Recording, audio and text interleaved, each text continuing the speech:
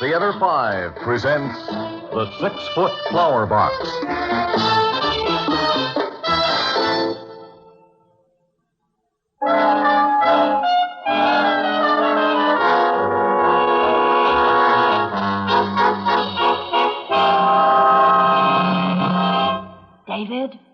David, wake up.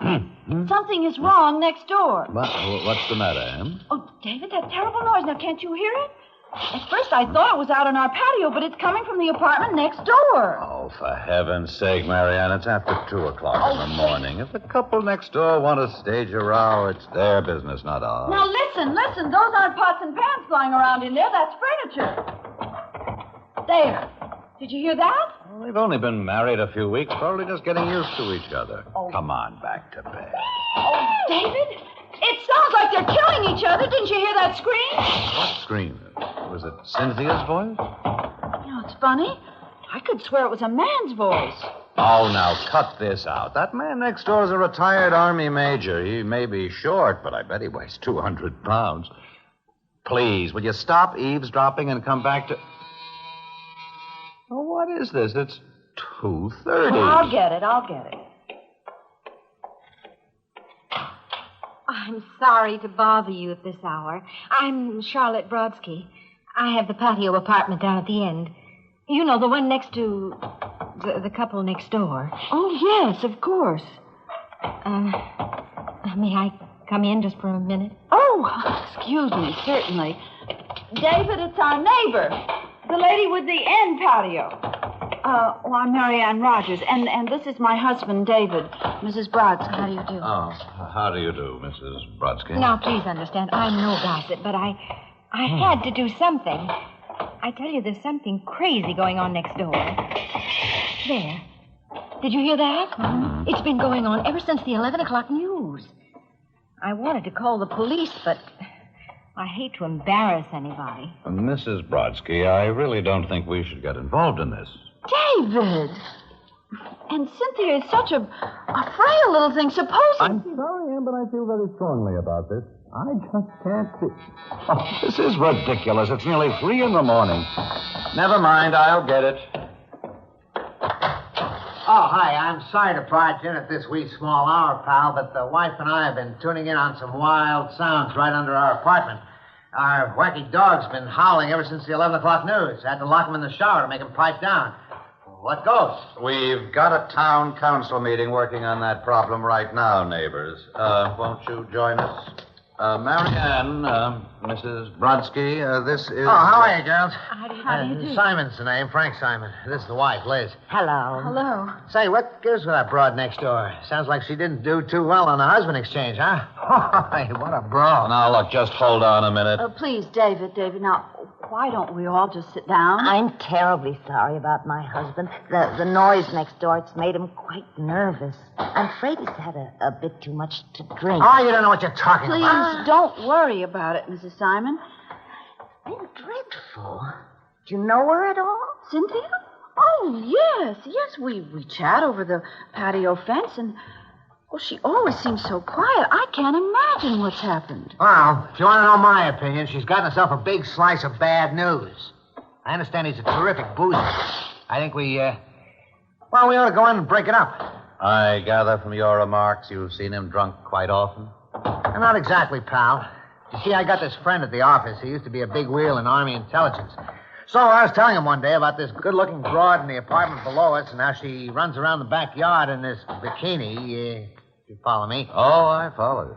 So, anyway, I mentioned that she married some old guy, a Major Wright. At least, that's what the doorman told me. And my friend right away says, good grief, not Charlie Wright. Well, to make a long story short, it turns out this Major Wright is one of the meanest drunks going, always picking fights and stuff.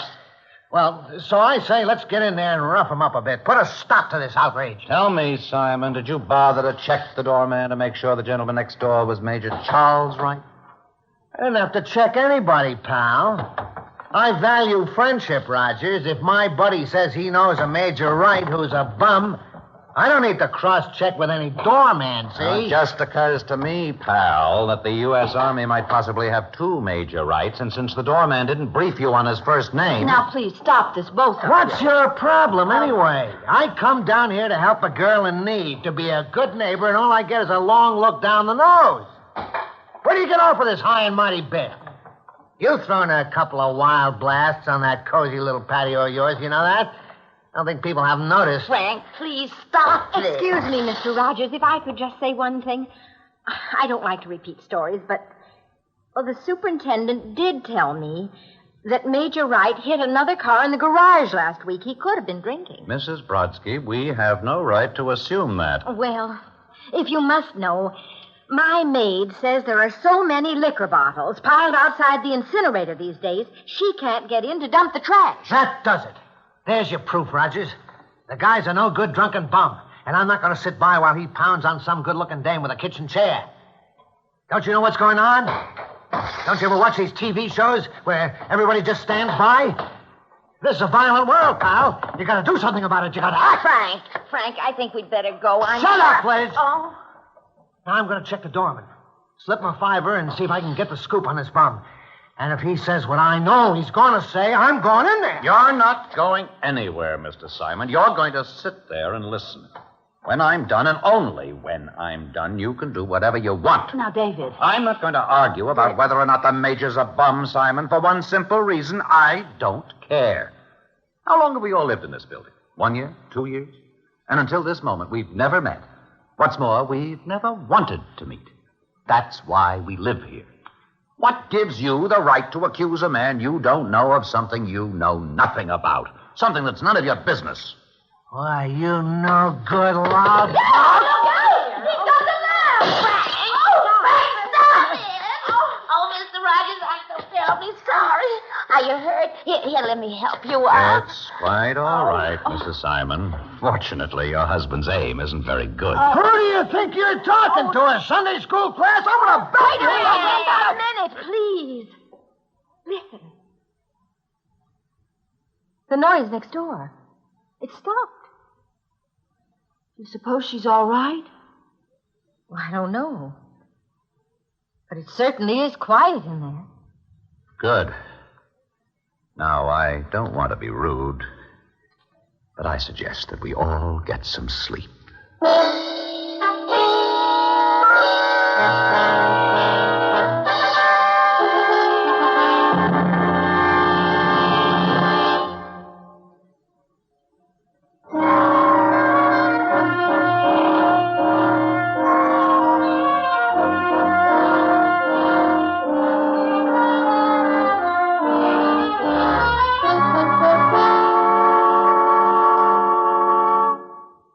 David. Maybe you can dismiss what happened next door last night as just a lover's quarrel, but I'll tell you one thing. There was certainly no lover's quarrel in our living room last night. What a horrible man. You know, I felt so sorry for his wife. She was absolutely mortified. For his wife? Well, what about me? I almost got my head bashed in with a lamp. You might feel a little sorry for me. Well, I do, darling. But in a way, you had it coming. Oh, I know. Just I can't stand that kind of prying. Say, what did that guy mean? We threw some pretty wild parties in our patio. Next time, I'll hire some dancing girls. Come on, David. Let's not start it all over again. Oh, yeah, you're right. Well, how's the weather this morning? Maybe I'll transplant those azaleas today. Do a little communing with nature and let the rest of the world go hang. That's a spirit, neighbor. I'm going to take a shower. Get me some coffee, will you, pal? Anything for you, pal. Now, who at this hour? Hi, Marianne. How are you? I've been meaning to call over and tell you how lovely your azaleas look, but being an old married woman, I've been so busy. Oh, thank you, Cynthia. How have you been? Oh, just fine. Except that at the moment, I've been having kind of a problem. I thought perhaps your husband could help me. Oh, well, he'd be glad to do anything he could, I'm sure. Marvelous. You see, I ordered a new FlowerBox from the lumber yard, and the silly driver just left the thing inside my door. And my problem is that it's enormous, all of 6 feet long at least. My husband's not home, and I just didn't know quite how to get it out onto the patio. I thought if David could give me a hand. Oh, of course, Cynthia. Well, I know he'd be delighted. He's in the shower now, but I'll have him knock on your door just as soon as he's dressed. Oh, thanks. Bye. Bye-bye.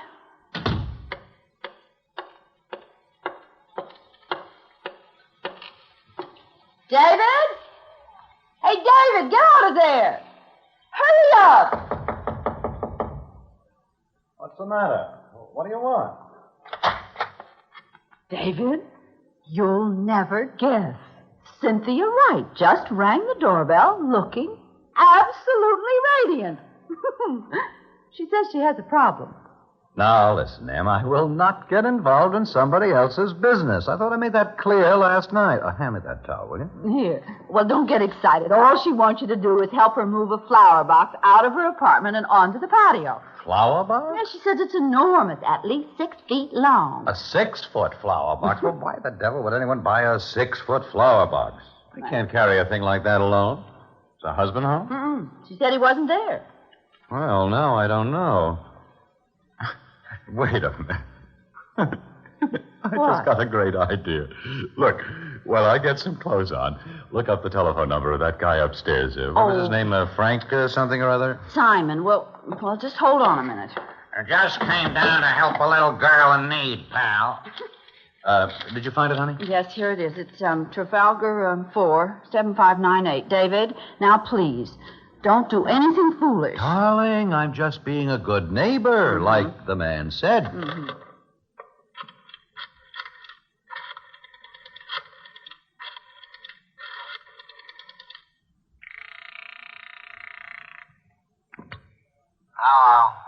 Hello. Hello. Is that you, Simon? It's David Rogers downstairs. Wow.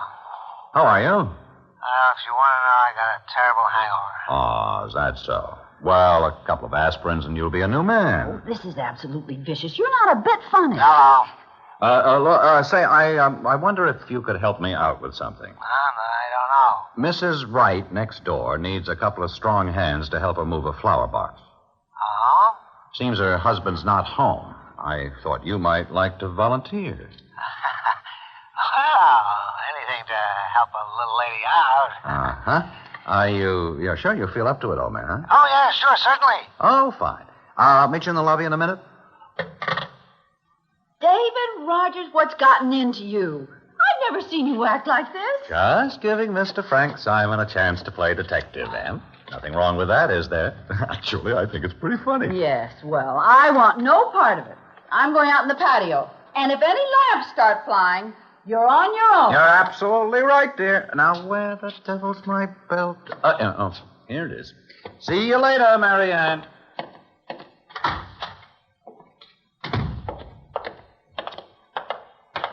Hi, pal. Oh, I'm sorry about last night, Rogers. Oh, that's okay. Let's just buzz the door. I guess I had a few hookers too many. You know how it is. I'd be glad to pay for any damage. Nonsense. That's what neighbors are for. Hi, David. You are an angel. Now, the flower box is just inside the door. Here, I'll show you. Oh, I'm glad to be helpful, Cynthia. This is Frank Simon, your upstairs neighbor. He's kindly volunteered to assist with the moving. Oh, how nice to meet you, Mr. Simon. Holy cow. That's a flower box? You could plant a field of corn in that thing. Now, Mr. Simon. I think we'd better try it in 2 trips, Frank. Let's get it into the living room and then take a breather before we move it out onto the patio, okay? Okay, pal.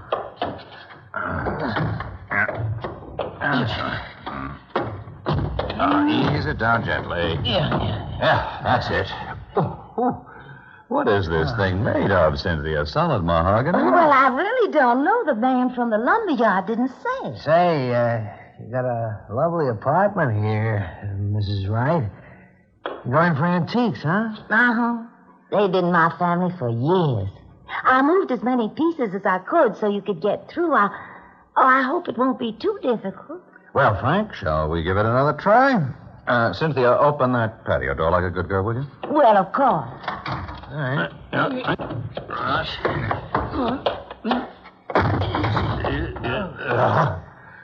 There you are. Thank you both so much. Not at all, Cynthia. Coming, Frank? Don't mention it, Cynthia. If you ever need any assistance, just call me, huh? I'm right upstairs. Oh, thank you. Goodbye. So long, Frank. You're a big help. Hey, Rogers. How do you figure that one? How do you mean? Now, look, I wasn't that loaded last night. There was furniture being tossed around in there. How can you wreck a joint for 4 hours straight and have it come up looking like a museum? Got me. And she sure looked okay. I don't get it. Well, thanks again for your help. Oh, sure, anytime. If you hear anything more, let me know, will you? I sure will, Frank. I sure will. You're back. Yeah, boy, I'm pooped. That box must weigh 1.5 tons. Well, how was it? How was what? Oh, come on, David. The apartment. Was it a wreck? You better ask Frank Simon. Boy, he was casing that place like somebody from the Vice Squad. Oh, and I don't suppose you noticed anything at all, huh? A good little respect for privacy. Just keep your eyes straight ahead. Oh, David, come off it. I thought you told me you wanted no part of it. David, you know how I hate to be teased. If you don't want to say anything, fine. But don't be smug. All right, Em. I'll tell you what I think. And that's simply, I don't know. She made some vague remark about moving some of the furniture out of the way so we could get that darn box through. Oh? What was left... Look, you know what antiques are like. They always look a little battered to me. I just couldn't tell. Well, what about the pictures? And there weren't any pictures. Oh. Well, let's not think about it anymore. You get busy with your gardening, and I'm going to run over to the supermarket and then pick up a bottle of wine. Great idea. I think we owe ourselves a feast tonight. Better get some more charcoal. Oh, I will, dear. I will.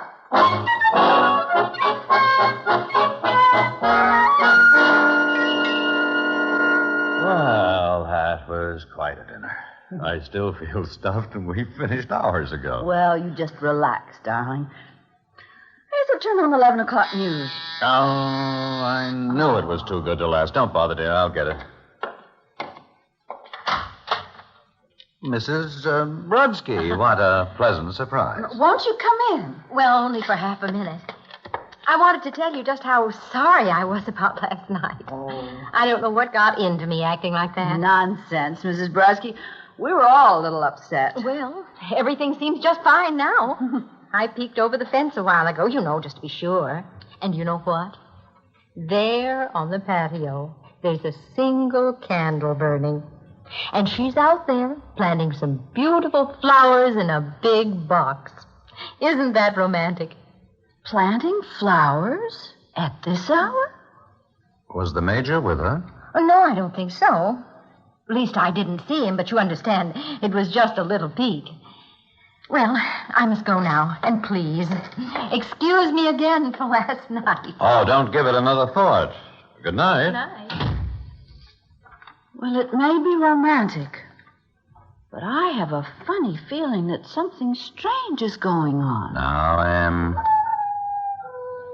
David, what's that noise? I don't know. Oh, good heavens, it's the Simons dog. Remember they said it was howling last night, just after the fighting started? Oh, please, David, I'm frightened. Can't we call the police? Absolutely not. Marianne, it's none of our business.